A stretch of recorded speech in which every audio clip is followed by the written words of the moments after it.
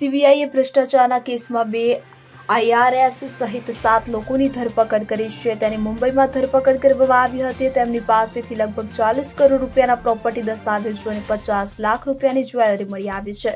આ ઉપરાંત 3 લક્ઝરી વાહનો પણ જપ્ત કરવામાં આવ્યા છે. સીબીઆઈના દરોડા હજુ પણ ચાલુ છે. જ્યારે અનેક કેસમાં સીબીઆઈએ મંગળવારે બિહારમાં પણ મોટી કાર્યવાહી કરી હતી.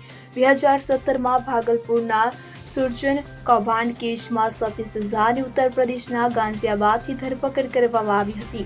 સતીશ ભાગલપુર કોઓપરેટિવ સોસાયટીમાં સબ ડિવિઝનલ ઓફિસર તરીકે પોસ્ટેડ હતા.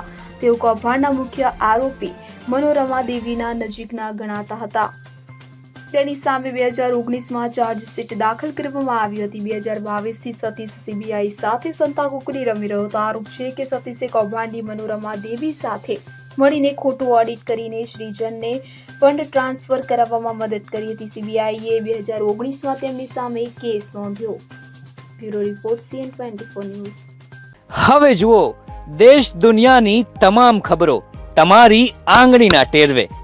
ઉઠાવો મોબાઈલ અને Google Play Store પરથી ડાઉનલોડ કરો અમારી CN24 ન્યૂઝ મોબાઈલ એપ.